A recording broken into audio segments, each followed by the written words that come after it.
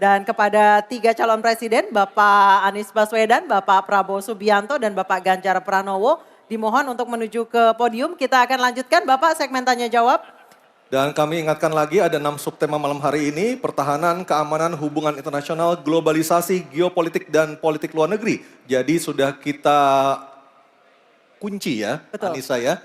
Hanya ada 6 subtema yang kita bahas malam hari ini dan juga jika menggunakan terminologi atau istilah maka harus dijelaskan. Dan selanjutnya kami persilakan calon presiden nomor urut 1 Bapak Anies Baswedan untuk bertanya kepada calon presiden nomor urut 3 Bapak Ganjar Pranowo. Waktu Bapak 1 menit, kami persilakan Pak Anies. Terima kasih Pak Ganjar. Pertanyaan ini terkait dengan kinerja Kementerian Pertahanan. Ketika tadi kita bahas sama-sama situasi pertahanan kita, Bapak tadi membahas tentang bagaimana belanja alutsista, bagaimana rencana tentang minimum force itu bisa dicapai dan lain-lain. Bapak melakukan review itu. Nah, di sisi lain Bapak juga waktu itu pernah memberikan penilaian atas kinerja penegakan hukum di Indonesia. Bapak beri skor 5 atas kinerja hukum di Indonesia. Pertanyaannya sekarang terkait dengan pertahanan, berapa skor yang Bapak berikan atas kinerja Kementerian Pertahanan yang dipimpin oleh Bapak Prabowo? Silakan Pak Ganjar. Baik, masih ada waktunya Pak Anies? Cukup Pak Anies? Cukup. Baik. Baik, langsung saja kami persilakan Pak Ganjar untuk menjawab pertanyaan dari Pak Anies. Waktu Bapak 2 menit dimulai ketika berbicara, silakan. 5 juga. Saya punya datanya dan kemudian akan saya sampaikan.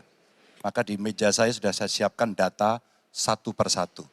Namun demikian Mas Anies, tentu saja ada yang ingin saya sampaikan dari apa yang tadi sudah saya utarakan. Ketika kemudian kita ingin membangun sistem pertahanan kita, maka dalam perencanaan kita tidak boleh gonta-ganti. Kita mesti ajak, mesti konsisten.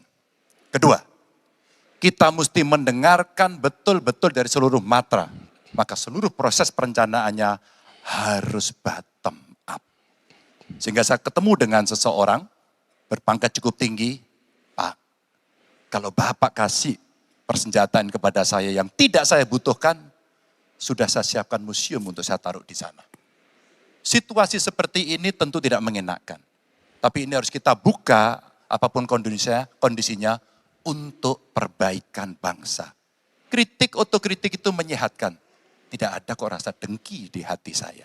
Yang ada adalah bagaimana rasa cinta tanah air ini mesti kita wujudkan. Agar kemudian kita betul-betul bisa menjadi negara kuat di banyak area dan kita berbicara di dunia internasional disegani. Bung Karno pernah menyampaikan itu. Daulat politik itu wajib. Berdikari dalam bidang ekonomi mesti dituju. Dan kita punya kepribadian dalam kebudayaan. Sekarang daulat ekonomi pertahanan kita mesti kita tunjukkan.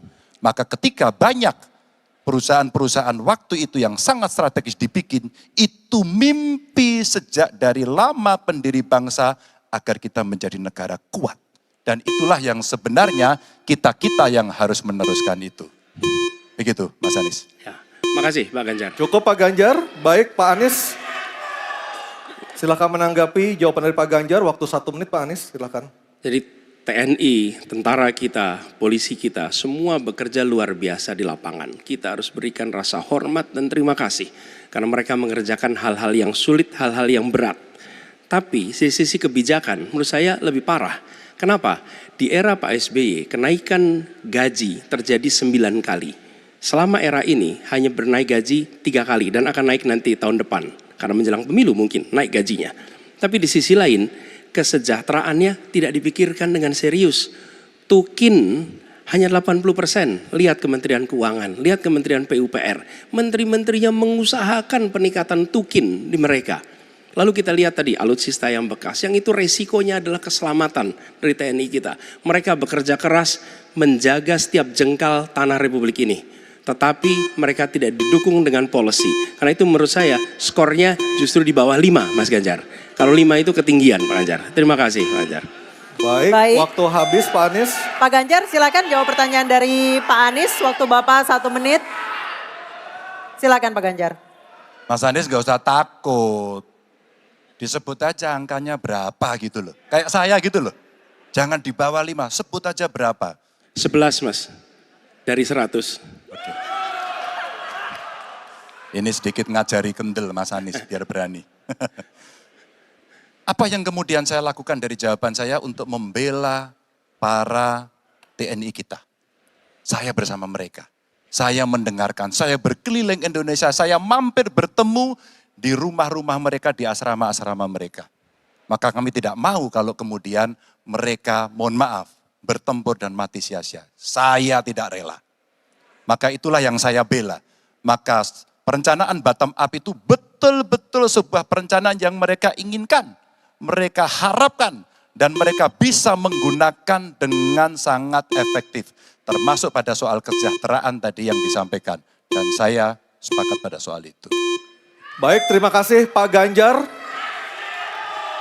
Mohon tenang, mohon tertib.